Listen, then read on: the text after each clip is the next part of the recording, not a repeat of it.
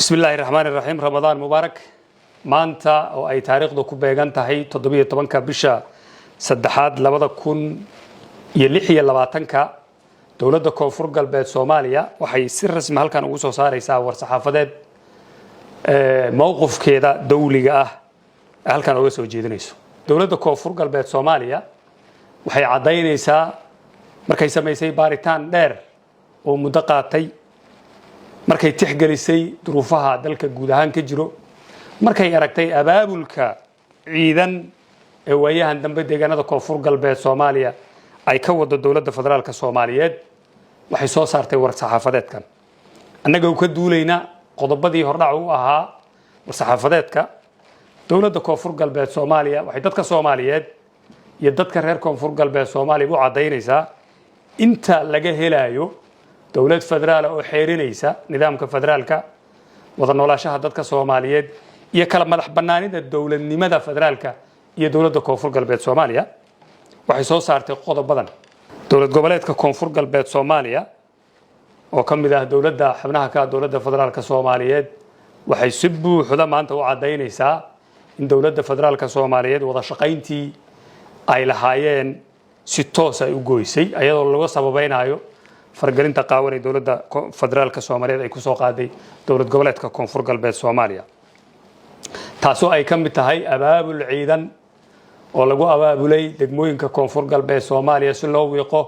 wada jirka iyo midnimada dadka reer koonfur galbeed Soomaaliya sidoo kale dawladda federaalka Soomaaliyeed iyadoo adeegsanaysa xubno kamid ah golaha wasiirada hay'adaha ka soo jeeda dawlad goboleedka koonfur galbeed Soomaaliya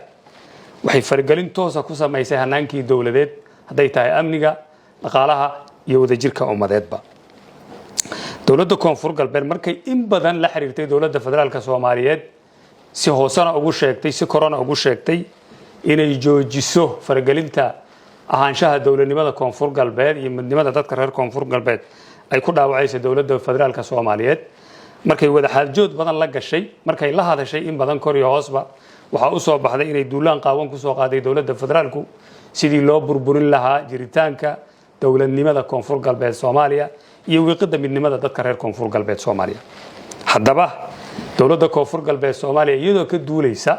dhacdooyinkii maalmahanba ka dhacayay qaybo kamid ah deegaanada koonfur galbeed Soomaaliya haday tahay hubaynta maleeshiyaad aan la ogeyn waxay yihiin markaan dhinac ka eegnana u eg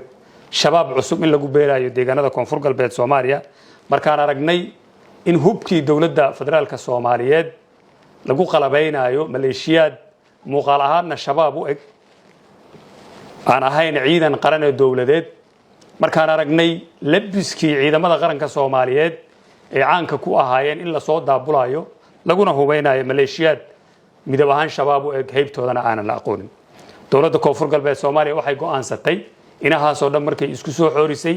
waxay u aragtay in faragelintanu ay midnimada dadka reer koonfur galbeed iyo jiritaankooda dhaawacayso waxay si toos ah xiriirka ugu jirtay wada shaqayntii ay la lahayd dawladda federaalka Soomaaliyeed haddaba dawladda koonfur galbeed waxay dadka Soomaaliyeed iyo dawladda iyo dadkeedaba u sheegaysaa inay maanta laga bilaabo 17 bisha March 2026 ay si toos ah u hakisay ama u joojisay wada shaqayntii kala dhaxaysay dawladda federaalka Soomaaliyeed وبالله توفيق